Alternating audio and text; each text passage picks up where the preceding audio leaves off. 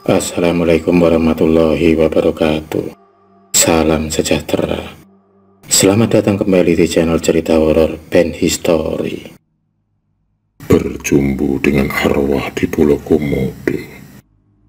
Malam semakin larut, udara semakin dingin. Angin dari arah barat menerpa keras villa kami, Villa Damar, yang berlokasi di Bukit Antajaya, Teluk Singkap, Pulau Komodo, Nusa Tenggara Timur. Sudah 1 minggu kami sekeluarga meninggalkan Jakarta dan berlibur di Pulau Komodo. Papa punya lahan pertanian peninggalan dari kakek yang dikelola oleh warga setempat bernama Lumbu Paningga. Tanah seluas 100 hektar itu ditanami kopi.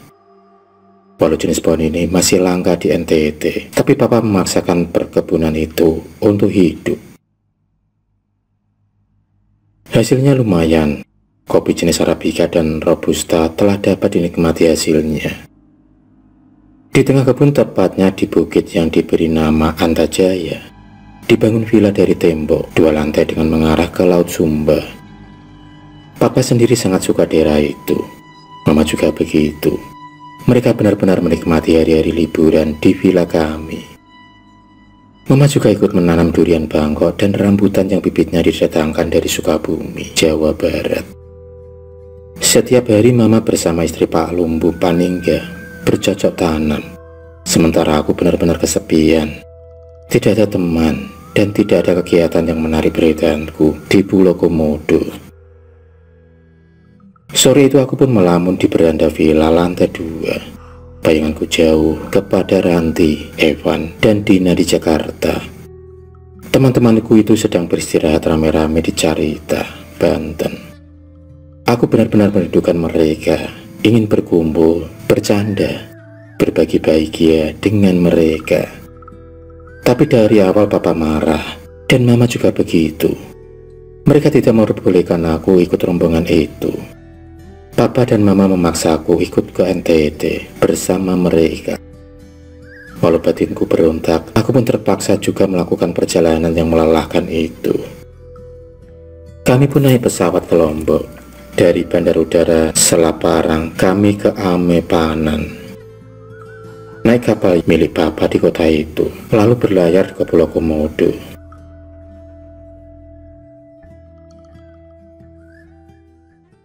Selama perjalanan aku pun berdiam diri. Mama berusaha membujukku agar aku lebih enjoy. Begitu juga dengan papa. Tapi karena aku jengkel, kesal, dan gundah gulana, maka bibirku pun tak bisa juga tersenyum.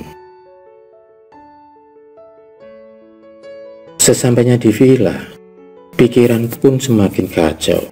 Aku ditanya papa dan mama, mau apa aku di situ.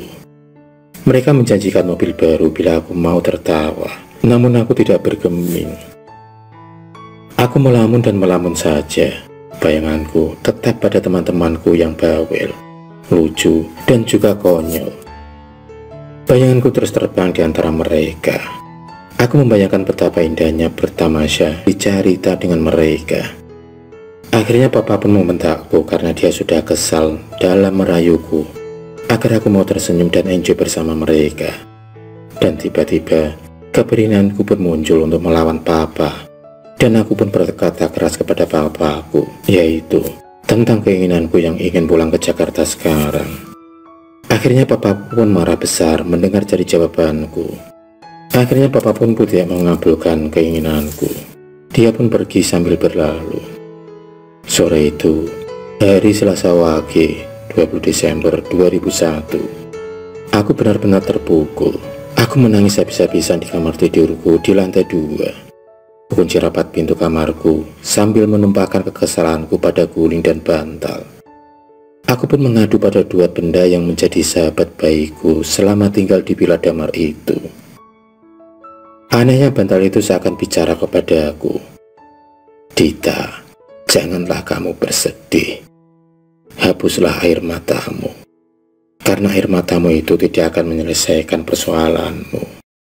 Tunggulah sampai seminggu. Setelah itu kalian akan pulang ke Jakarta. Dan kamu akan berbahagia bersama teman-temanmu di ibu kota. bisik bantal itu membujukku. Aneh memang, malah bantal itu menganjurkan agar aku duduk di beranda depan villa di lantai 2 itu. Aku pun menurut saja apa katanya. Kemudian, aku duduk di beranda sambil memandang alam sekitar yang sebenarnya cukup indah. Laut Sumba kulihat begitu elok dan rupawan. Layar-layar perahu nelayan sudah mulai melaut dengan lampu petroma gelap-gelip terlihat dari kejauhan.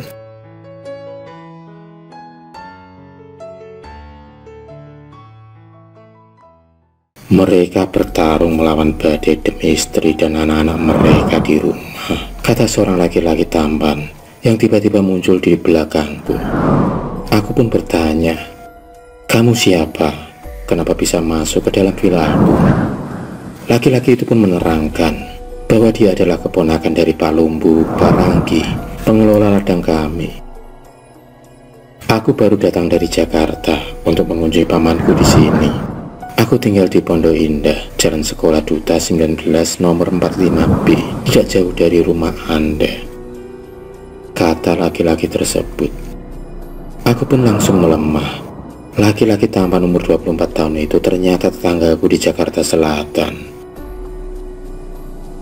Aku baru saja datang dan paman menyuruhku menemuimu di sini. Singkat cerita, kami pun berdua sangat akrab. Banyak yang kami obrolkan dan perbicaraan sangat nyambung dan lancar. Habis ngobrol, tak terasa jam sudah menunjukkan pukul 23.00. Papa dan Mama sudah tertidur. Entah kenapa, seperti dapat siraman kata magis, aku pun melakukan adegan mesra dengan laki-laki asing itu.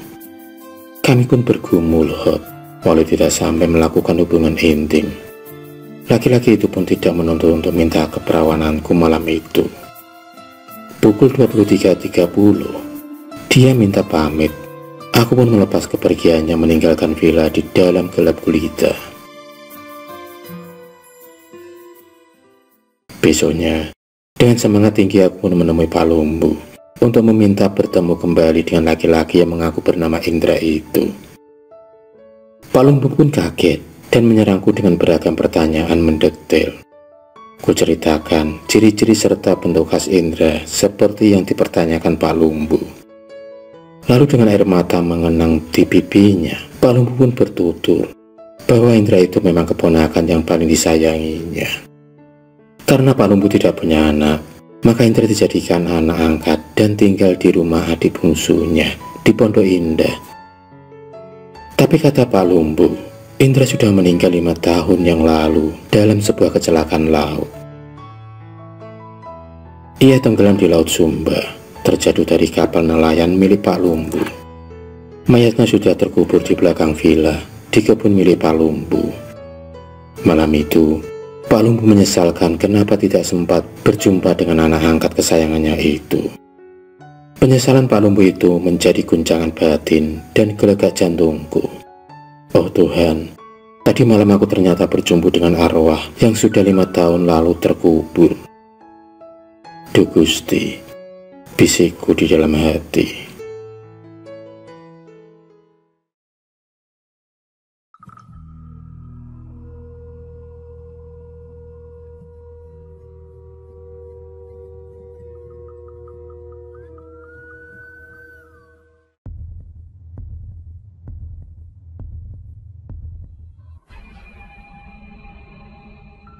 Terima kasih sudah menonton video cerita bergambar ini. Klik subscribe untuk terus mendapatkan video-video cerita bergambar selanjutnya. Semangat berkarya.